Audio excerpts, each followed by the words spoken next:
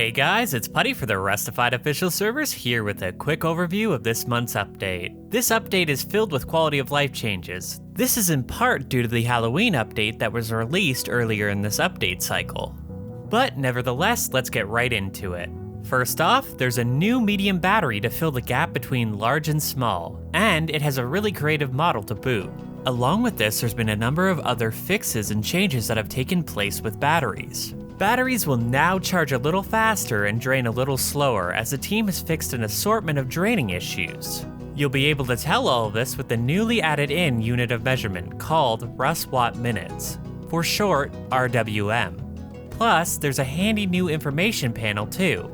The information that is available to you is how much charge is left, active usage, max output, and capacity. And finally, rounding off the electricity quality of life improvements, the generator has a cost reduction and solar panels are now available at the compound. If you team a lot, you'll be happy to know that some new functionality is being added to the chat. Mainly, team chat has been added. Toggle with the tab key while you have the UI chat open and you can chat to your team.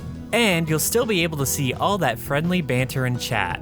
Speaking of game chat, you can now simply click on a player's name in the chat window to view their profile, mute them, report them, and even clear their chat. Swapping out your Rust wardrobe on the fly with the locker just got a lot easier. You can now simply drag an individual item to make it easier to modify your kits. A new way of communication between players and the Rust developers has been added in with this update. When you load in the game, you'll notice an icon in the upper right-hand corner of the main menu called Messages. Currently, the main purpose of this is to notify you when a player that you have reported has gotten banned. Placing the large furnace has gotten a little bit better as you can now place it on the world layer rocks again.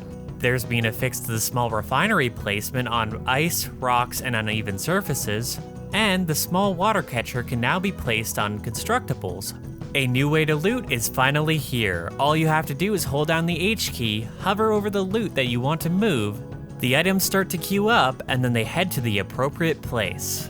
A small but important fix is making its way into Rust this month. The tree minigame has been fixed. You no longer have to avoid getting wood in the desert biome. And as long as you have good accuracy, you should be able to hit the X every time. You'll be noticing some changes to the start screen. This new update doesn't require a client/server update every time the team wants to change the menu content. Some other stuff you'll be noticing: the helicopter fireballs no longer damage building parts, shotgun traps now work in caves below water level, and vending machines now get lumped together on the map so you can see how many machines are there and their specific offerings. And finally, it's important to note that there's quite a bit of work going on behind the scenes with Rust right now. If you'd like to know more about some of these projects, make sure to check out the dev blogs.